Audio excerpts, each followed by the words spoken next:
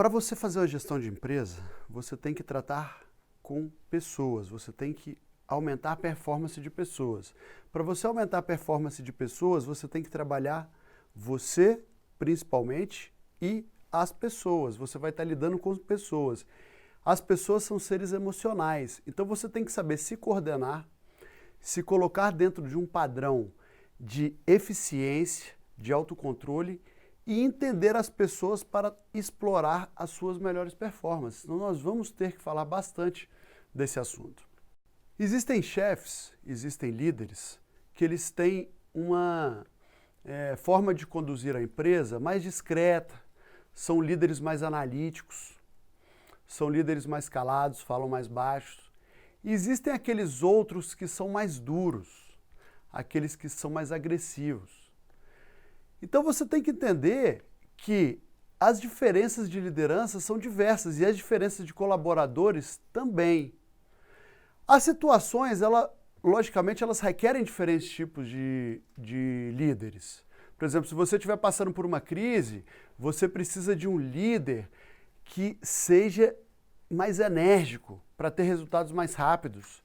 Se for uma empresa que já esteja redonda, já esteja com um quadro de colaboradores maduros, você precisa de um líder mais relacional, aquele líder mais amigo. Então, logicamente, que você fez a análise certa se você pensou que para cada situação você tem que ter um tipo de líder. Por exemplo, você vai fazer uma fusão de uma empresa e nós estamos vivendo a época da globalização, né? Hoje as empresas estão sempre se fundindo, se separando, enfim.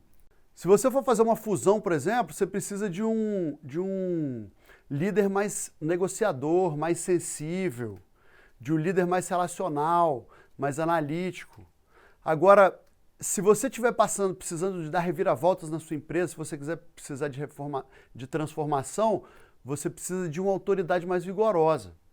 Então isso é um processo que você tem que entender enquanto líderes, mas você tem que entender que as pessoas também são dessa forma.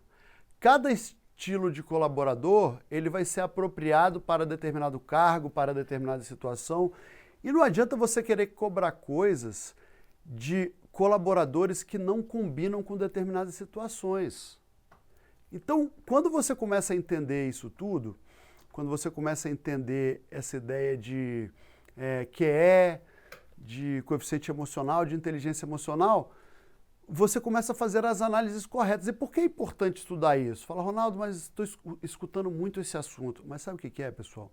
É que se você for analisar todos os líderes de alta performance, os líderes que fazem a diferença, que conseguem dar performance para as equipes, conseguem fazer aquelas equipes trabalharem no nível mais alto, no seu mais alto potencial. Aquelas pessoas que conseguem atravessar problemas, o que elas têm? O que elas têm em comum? Alto nível de inteligência emocional. Então, a pessoa ter currículo, a pessoa ser uma pessoa muito técnica, ter muito conhecimento técnico é importante, Mas hoje, se você pegar muitas pessoas com um alto nível de conhecimento técnico, você vai ver que aquelas que fizeram mais diferença são as que têm alto nível de inteligência emocional. Todos os grandes líderes das grandes empresas, todos eles têm alto nível de inteligência emocional.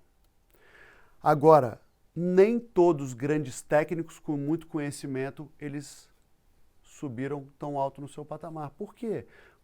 Por causa que esse diferencial, chamado QE, ele potencializa a performance na medida que ele leva uma equipe inteira.